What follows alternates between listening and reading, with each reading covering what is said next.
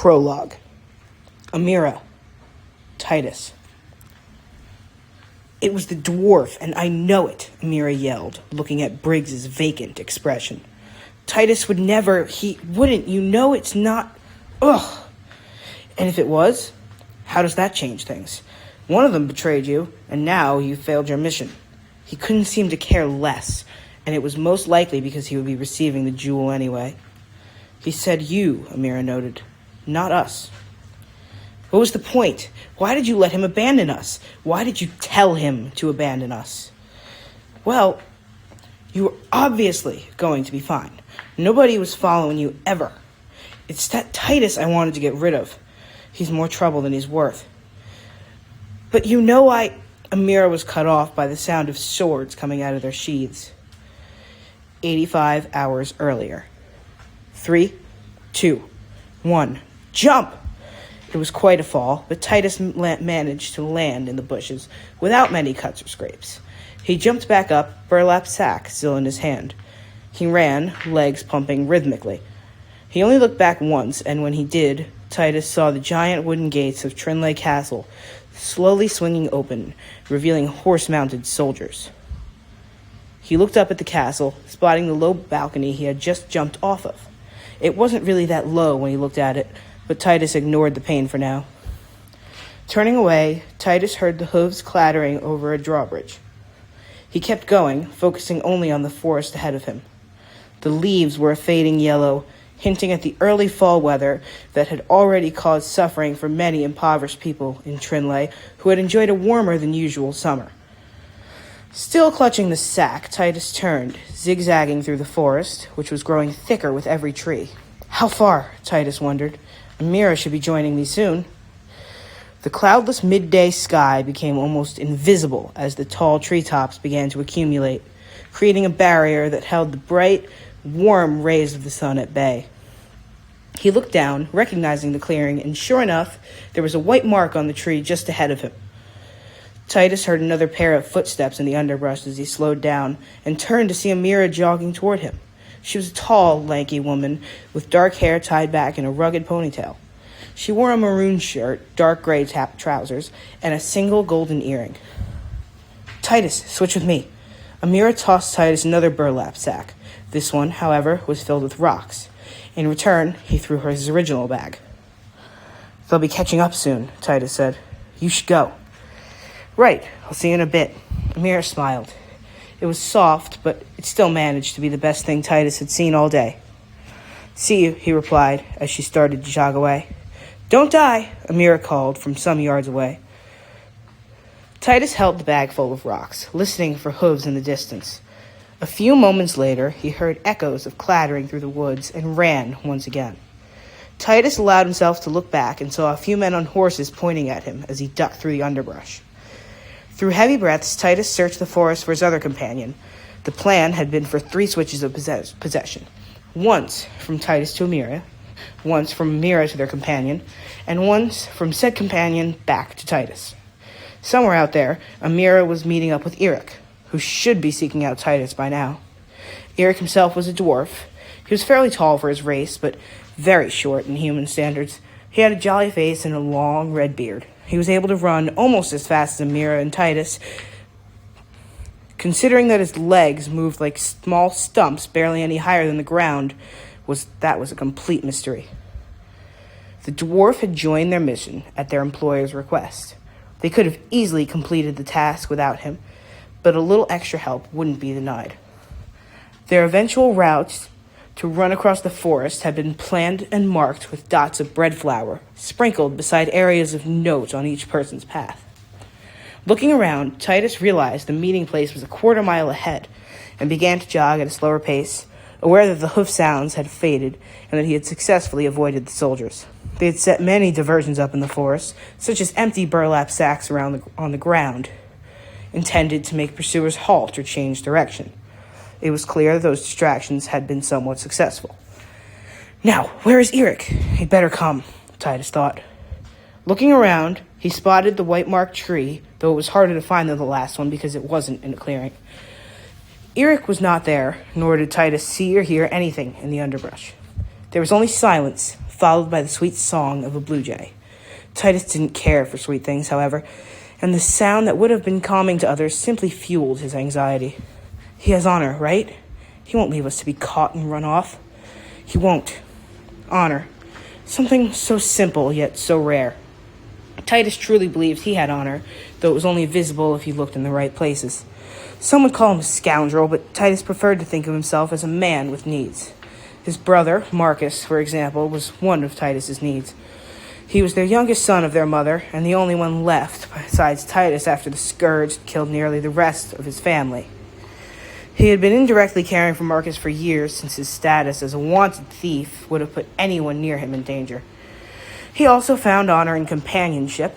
He had been on 73 missions since the beginning, and not once had he left any of his colleagues until he was sure the mission was complete. Eric, it seems, did not share these principles. Titus waited until he could once again hear the hooves before starting again, passing the meeting spot alone.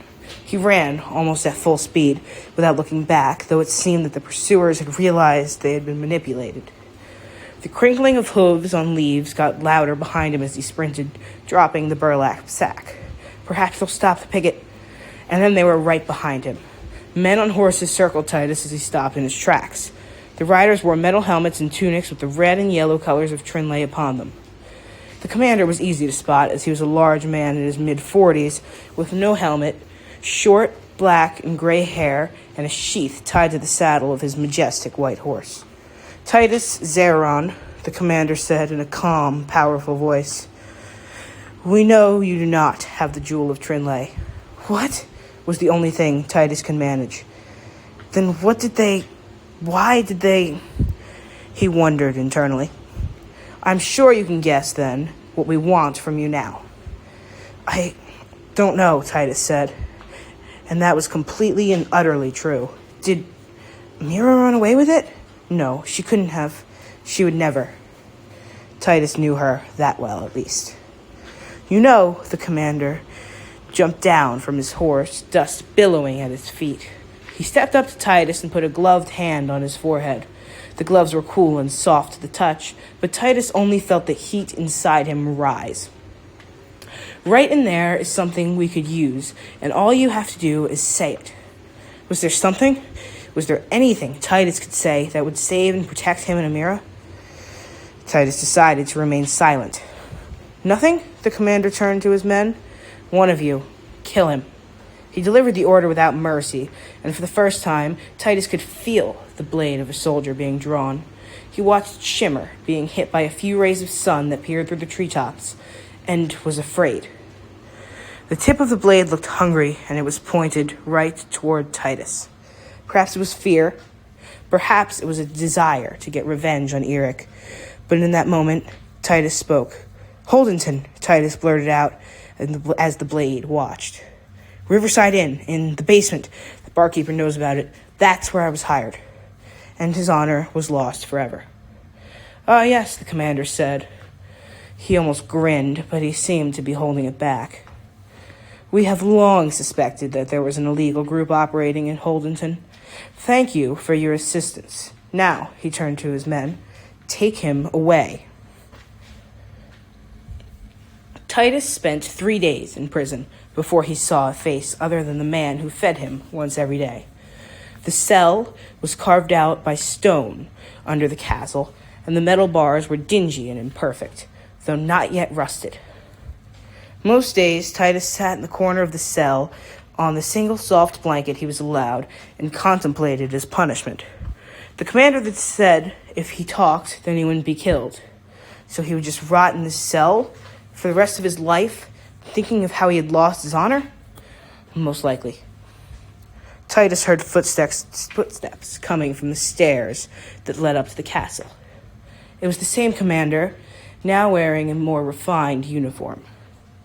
We meet again, Titus Zeron, he grimaced, stepping up to the bars. Titus remained in the corner, though he was watching the commander as he paced outside the cell. Unfortunately, I must revoke my earlier statement about the protection of your life.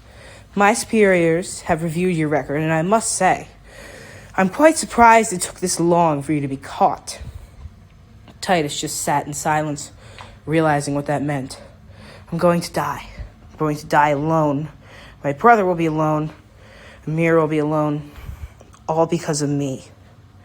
The execution will be tomorrow at midday. Prepare yourself, though there isn't that much for you to do. With that, the commander turned and left. The next day, Titus was escorted to a courtyard in the castle. Not many people were gathered around, but all of them were watching him and sneaking glances at the man with the axe. Titus hadn't slept all night. Not that staying awake had done much in terms of extending his life. Titus had tried convincing himself that this was a good thing. He had thought that Amira would be safer, as she didn't have the long criminal record that he did, and could do without being associated with Titus. The same applied to Marcus. Unfortunately, he'd gotten nowhere with that and decided to think more about what he had done, what he could have done. Maybe there was no honor in outing his employers, but was there honor in leaving him stranded in the middle of the forest while running off with the most expensive jewel in the kingdom? Titus was led to the executioner and angled his head down. Tensing, Titus awaited the swing of the axe. And there it was, a few seconds later. In a moment, everything faded, though to white and not black. Titus felt warm. Slowly, a tinted outline of the world appeared, and it looked as if it was covered in a thick mist. Before him were crystal steps, shining bright like a sky made only of stars. He placed a foot on the bottom step and turned away. Once again, Titus ran. He ran away from the castle. He ran through the forest. He ran right to the Riverside Inn and walked straight through the ground, something he barely noticed doing, though under any other circumstances, it would have amazed him. In the basement, there were a few meeting tables made of old wood, which were populated by a few of his employers and one or two colleagues. Finally, he saw Amira making angry gestures toward the man who had sent them on this mission. And I'm sure Titus, she was saying, though I don't know where he is at this moment, is out there as well, searching for this traitor of a dwarf for who, all I know, sold us out to the kingdom and got rich on another continent. No, Titus thought sadly, that was me, though not with the riches. Suddenly, 10 soldiers in blue and red barged through the basement doors, swords out in front of them. Titus watched as they stabbed the thief who opposed them. He groaned as they killed everyone at the first table, and he screamed as they struck Amira in the heart, her body falling on the floor, her gold earring falling out and rolling away. But there was nothing he could do. Titus was but a haunting.